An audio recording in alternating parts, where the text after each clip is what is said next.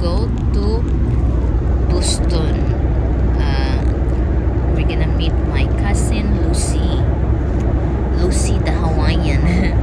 The Hawaiian, my cousin. She's visiting also dito, and then so we say tawagan na mag-meet up kami kasi so it takes like almost on the way there.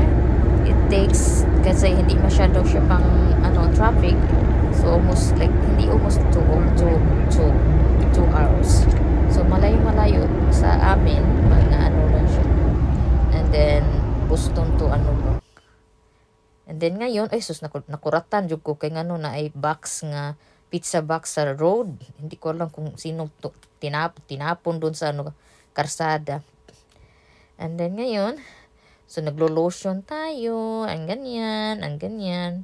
And then wala hindi kasama sila si Ben.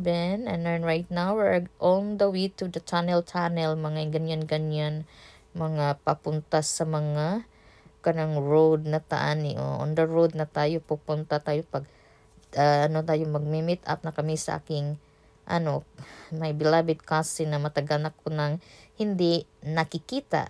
My last time we seen each other yun 2005 I think, kung hindi ko yun hindi ko nasayop ba 2005. And then ngayon 2023 sa 2005 sa Pilipinas, sa ngayon 2023 dito, and we are so lucky nga nandito yung fans niya, yung fans ng husband niya nga singer nga si Angelina Jordan, kasi dito magka-concert dito sa Boston, Portsmouth, New Hampshire pala niyan. Dito sila nagstay sa yung cousin ko nagstay sa Boston.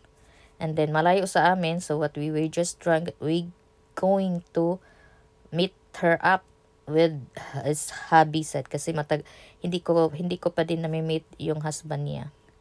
Yun ganon. So ganito ang buhay. It's a long tunnel. So look at the tunnel. Sa ibabaw yan ay bridge na yun sa babaw. Ito ang tunnel, so very long. And then yun na. Ang haba. Ang ginawa ko lang siya, nagchikarot sa akong afam kay nag-drive tawon, duka pa. Yung duka ka kaysa kabaw ka layo sad ba. Ganyan po dito. So anyway, so may part 2 nato ani for meeting her up.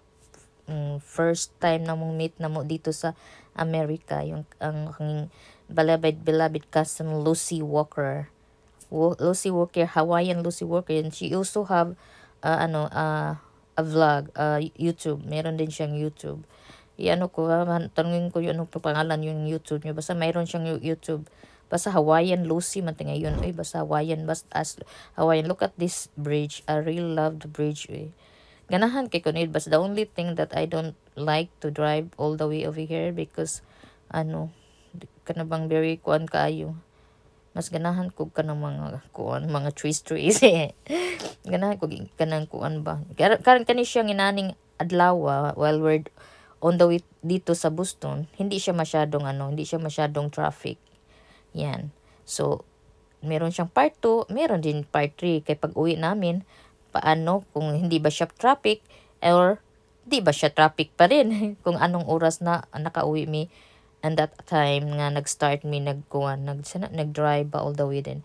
It's a beautiful place na sa Boston, but the only thing it's far away from my sa muang gipuy-an sa Boston. But it's okay. It's it worth to see your cousin ba.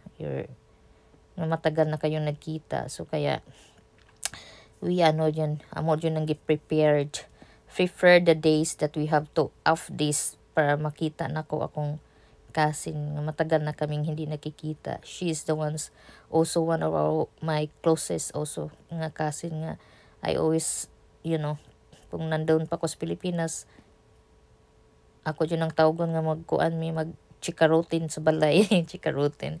Enjoy lang, hanging out doon. But anyway guys, thank you for watching. And I see you in my next part 2 for seeing Lucy, my